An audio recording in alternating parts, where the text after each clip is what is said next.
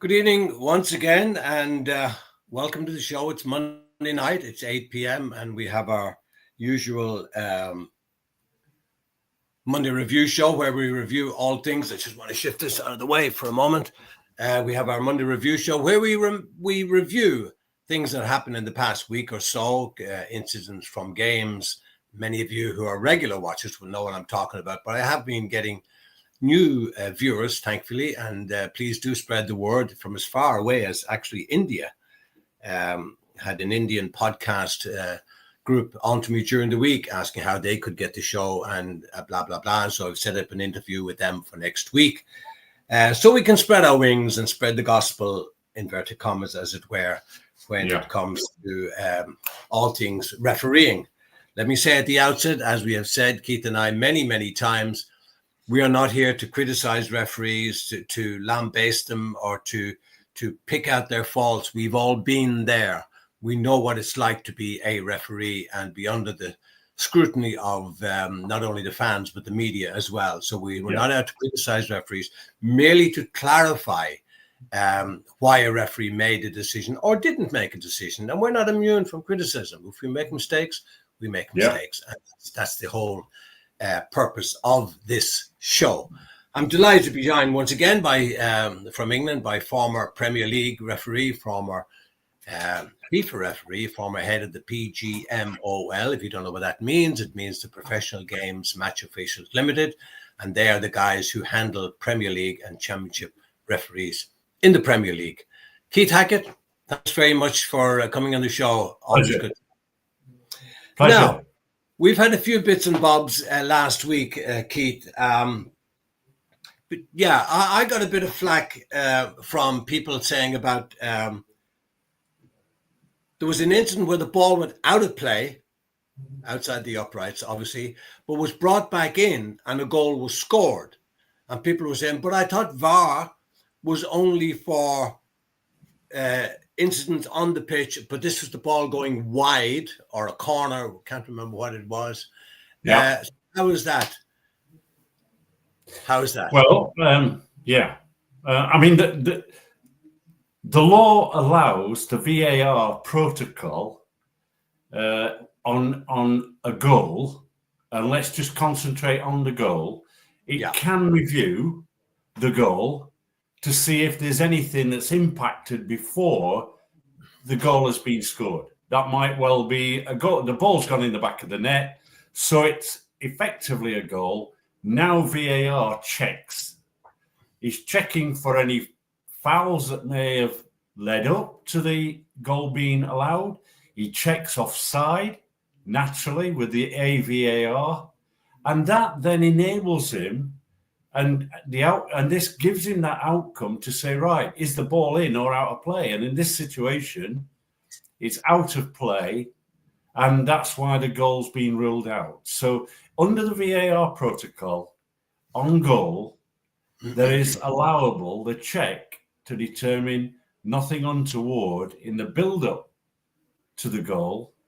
And if there is, then, of course, they're able to rule the goal out, as they did in this case. Yeah, so that clarifies it now. I'm just getting over the blooming cold that I picked up during the week. I have no idea where, but I know it's doing the rounds. So I'm just getting over that. So excuse, please, for the sometimes Kenny Rogers voice with his broken coughs and so on. So it's essentially if a goal has resulted from, be it legal or illegal, then they can use VAR for the goal line right across. Wouldn't it be handier, though, Keith, to use the VAR for the entire line from corner flag to corner flag? Well, the situation is that we're talking about goal line technology here. The goal line technology that operates on the English Premier League currently only operates between the goalposts and the crossbar. It's 7 cameras around each goal mouth checking for goals. So in this situation, I think the actual video clip was pretty conclusive that the ball had gone out of play. and then come back in again. And a goal was scored. Yeah. Yeah. And then, interestingly, in the Arsenal game, there was also a ball that went over the line. And of course, in that situation, goal line technology sends the referee, I think it was Chris Kavanagh, sends the referee a signal to a watch, and he was able to award the goal. And that, again, was the use of goal line technology in that situation. But on the ball out of play, I think it was the Everton game, then that's purely a VAR and looking at the video that's available to them. Yeah, well, again, would it not be a good idea to use, if that evidence is available and the ball was clearly over the line and Pickford, the Everton goalkeeper, knew it was over the line and he kicked it back into play because it would have been a corner kick and he brought it back into play. I mean, it brings us down to something else that I want to talk about a little later at length, which is the blooming blatant cheating that's going on by players. And in this instance, Pickford knew that ball was out of play. Yes. Now, the only guy who ever stood up and admitted that nothing untoward had happened was Paolo Di Canio. Do you remember him years ago? Yes. And he was the only one who stood up and said, no, I was wrong, blah, blah, blah, blah. Now, Pickford's done it. Roy Carroll did it for Man United a few years ago, remember? Oh, yeah, when the ball dropped over the line and he didn't say it was a goal. But there's none of them to come out and be honest and say, it's a goal.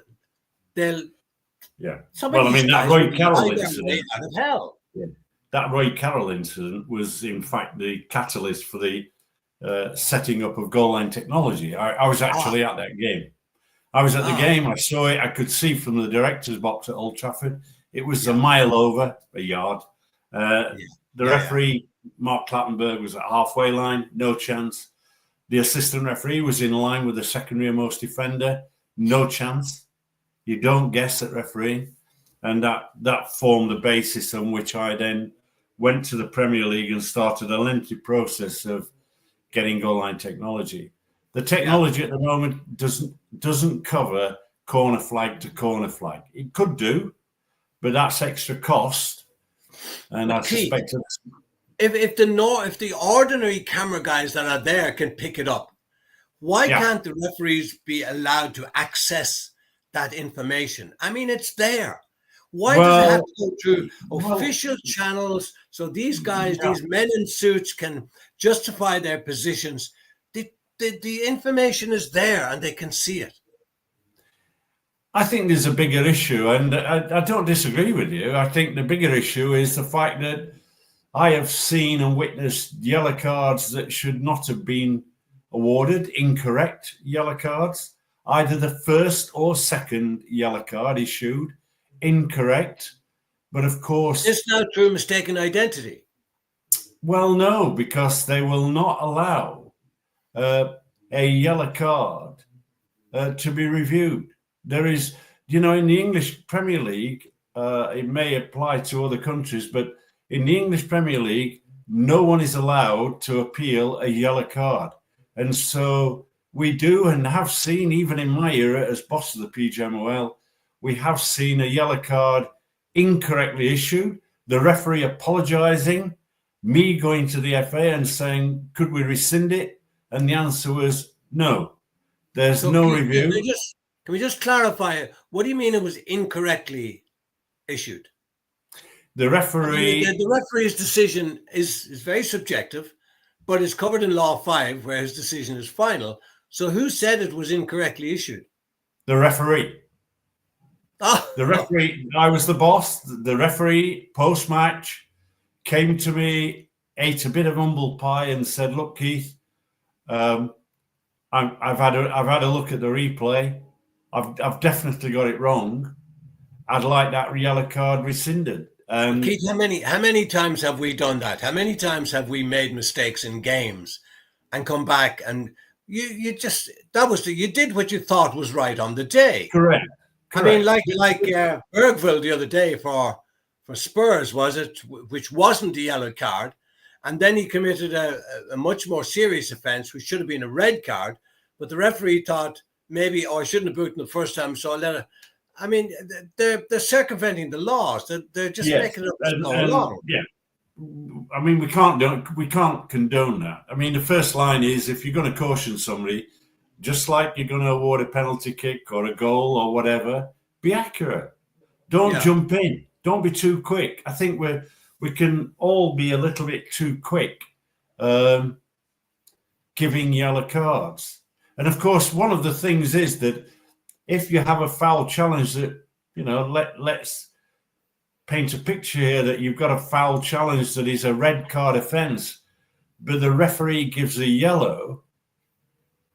In the English game, it is very, very unlikely that yellow is going to be upgraded, because the premise is they don't like re-refereeing football matches. Okay, but in that instance, you were talking about the yellow card. That was the referee himself that wanted it rescinded. Yes. Why didn't he just keep his mouth shut? Pardon? Why didn't he just keep his mouth shut? We all make mistakes. There were times. There were particular times when this referee, this referee interrogated his game thoroughly. I'm not suggesting other referees are dishonest or not. He'd reviewed his performance. He'd watched very carefully. He learned from that particular mistake because he recognised the importance of being accurate. But, it was him. He was Honest Joe comes to me and says, look, I want it rescinded. I went through the process of trying to get it rescinded, and the answer was no. We don't review yellow cards.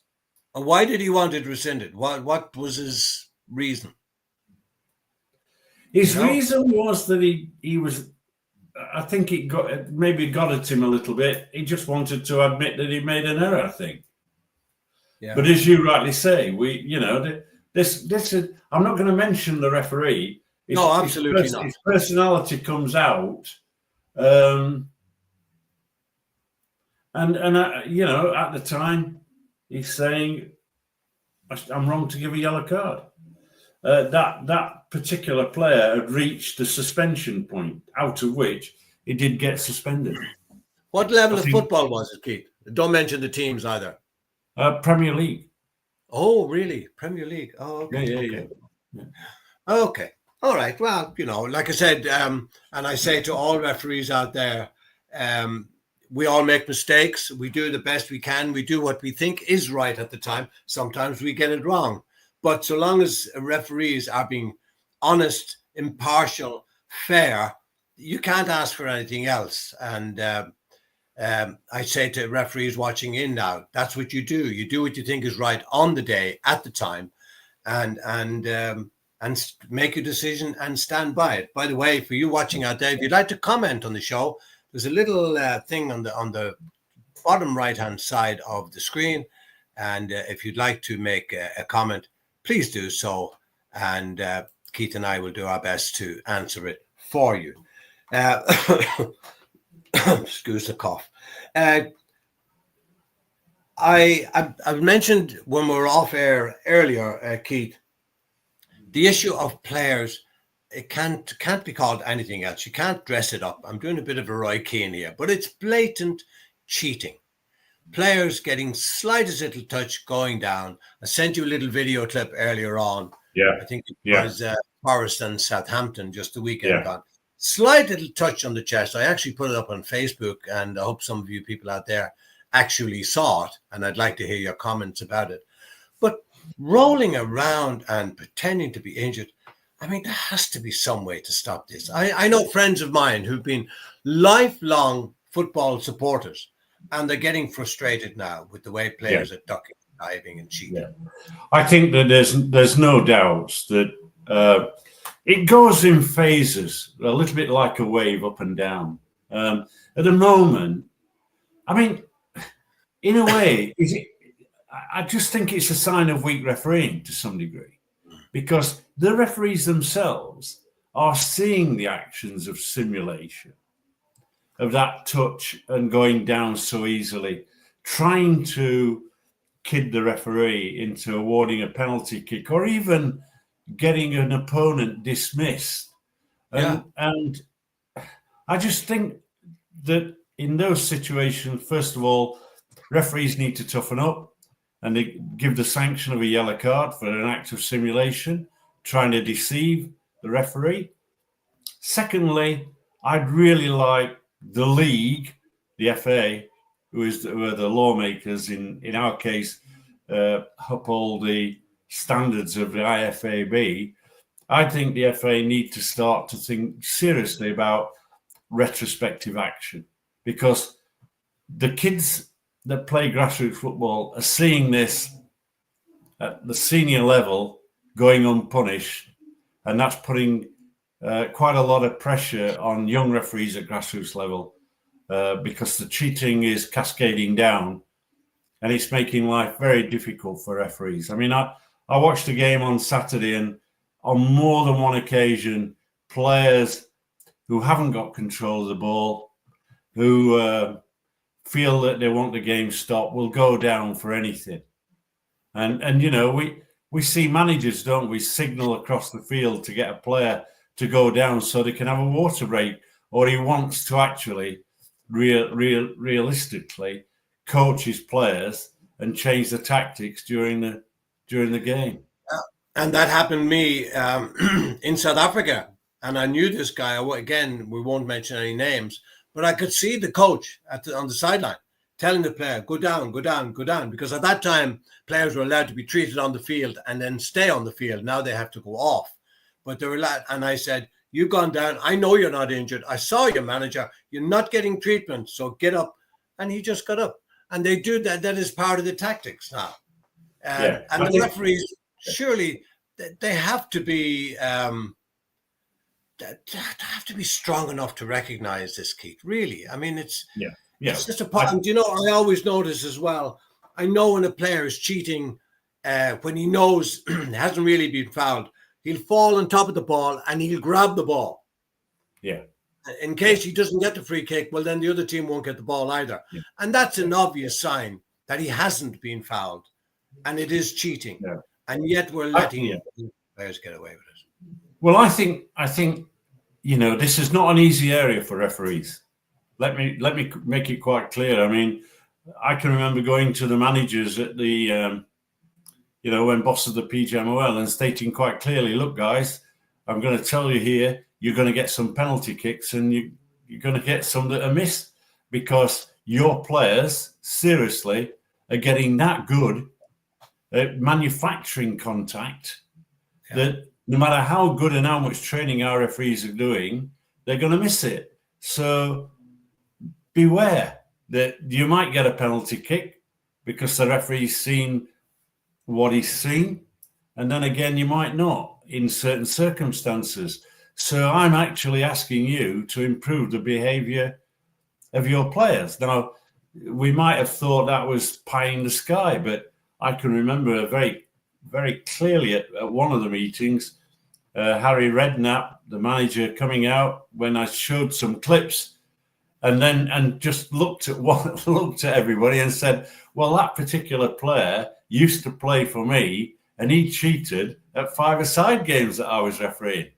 So, in a way, look, the reality is, the ones that I think really worry me is the ones where they're trying to get an opponent sent off.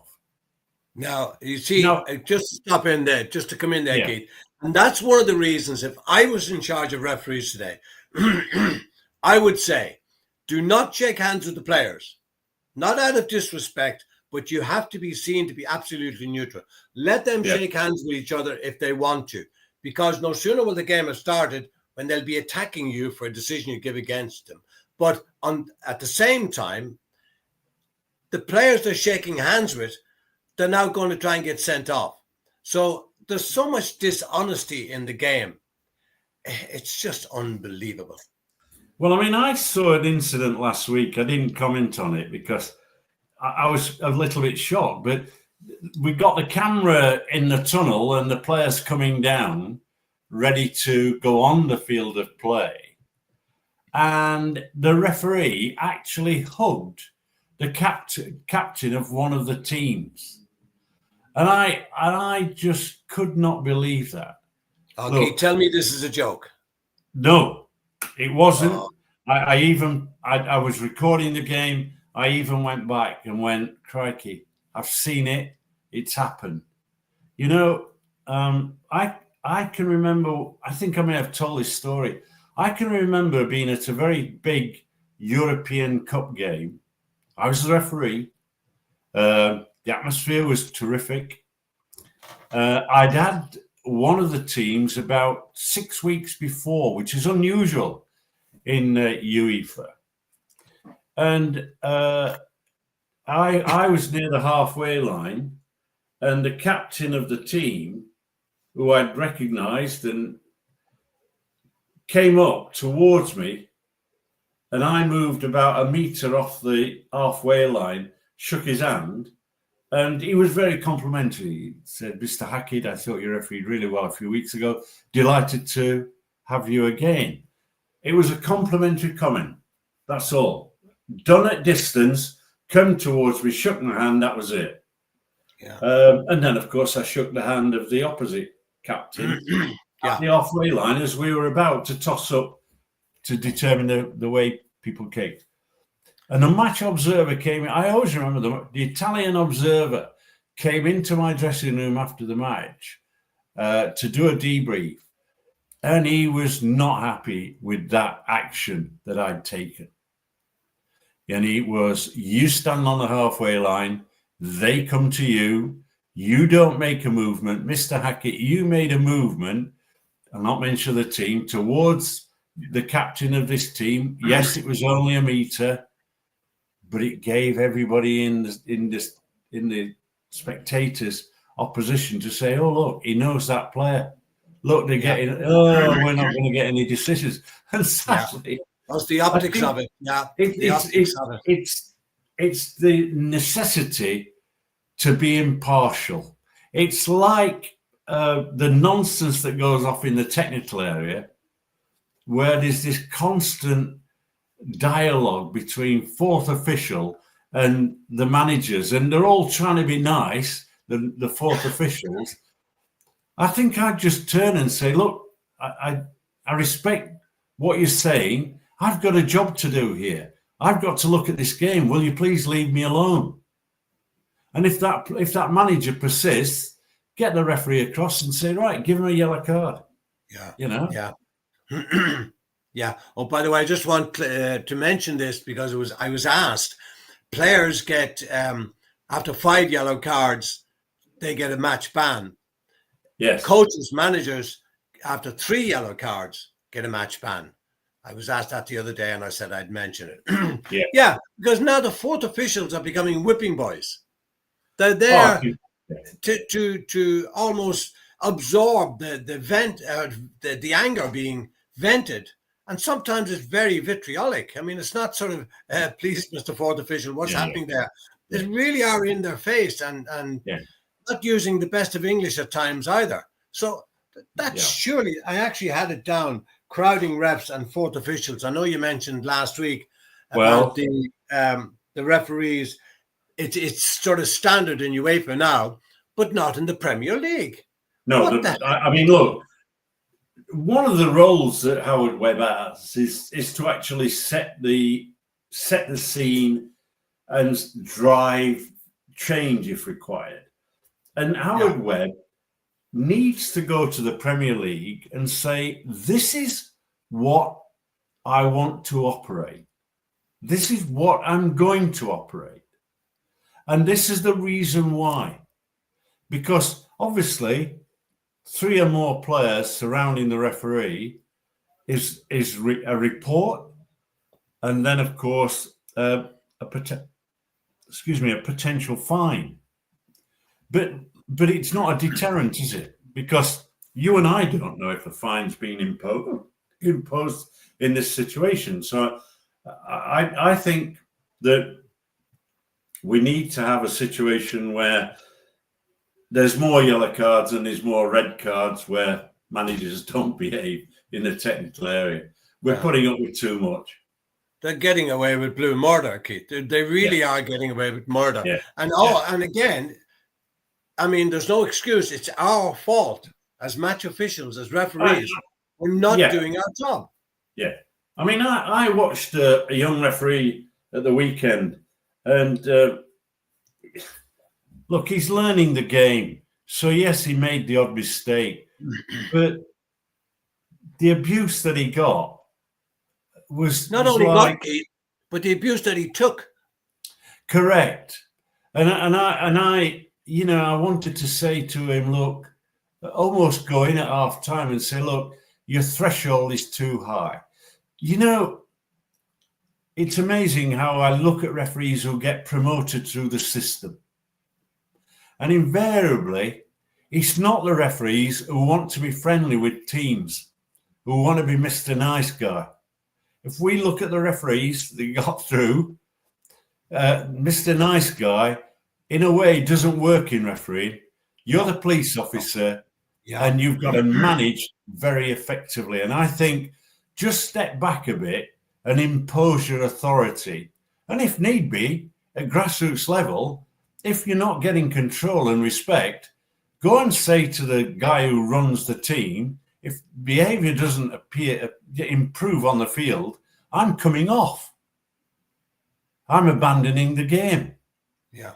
Let's stop putting up with all the abuse because we want to get through the game and we don't want to upset things. Just toughen up a bit. But on that also, Keith, I have seen particularly assistant referees, they're seemingly wanting to engage the substitute coming on in a conversation. And he's got no more interest in talking to the assistant.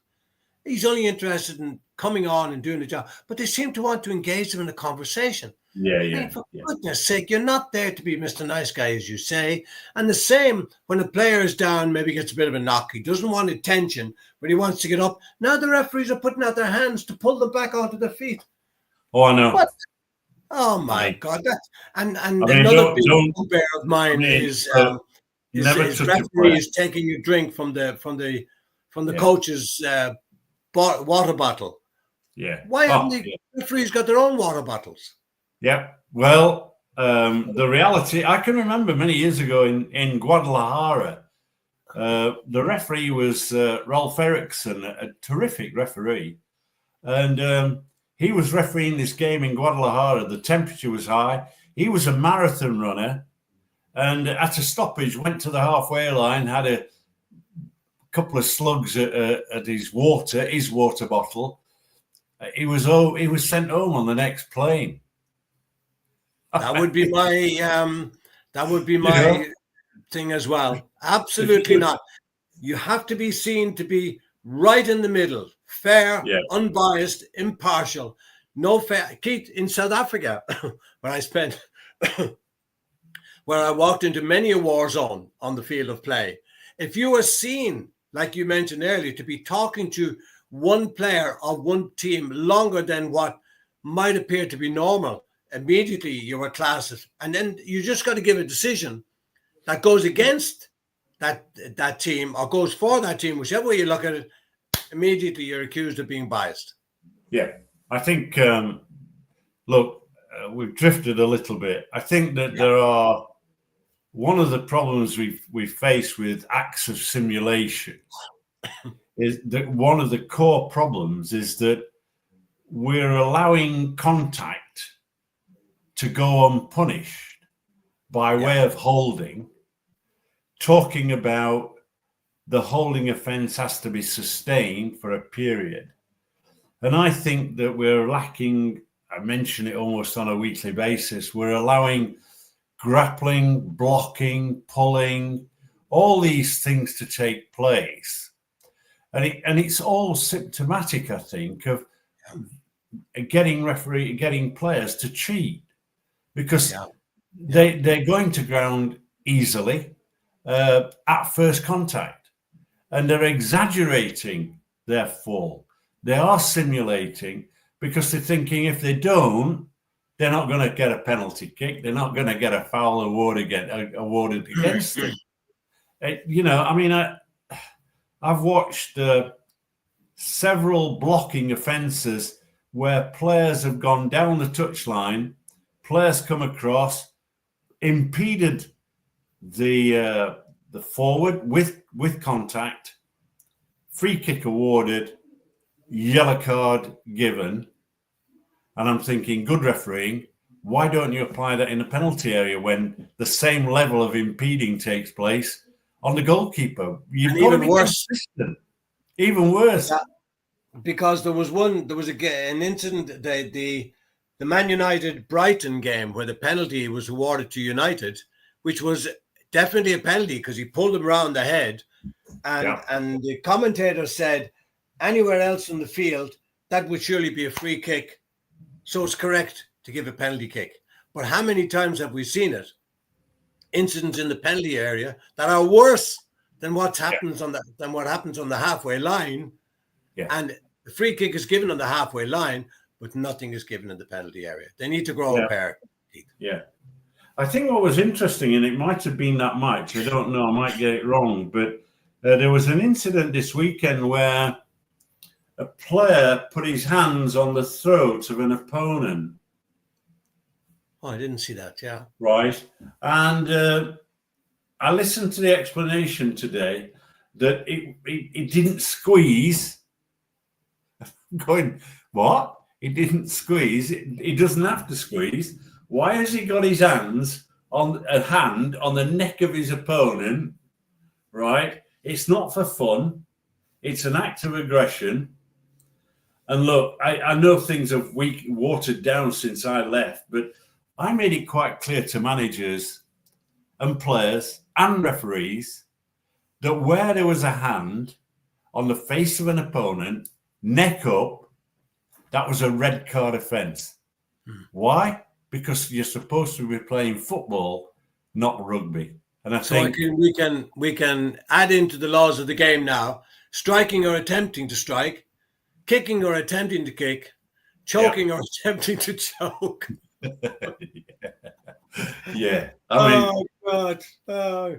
Keith, we've run way out of time. Many, many, many thanks for your attention again and for your contribution. And thank you out there also for tuning in and spreading the gospel. We'll do it all again next Monday night, same time, 8 o'clock on this channel. Thanks, Keith. Bye-bye. Take care.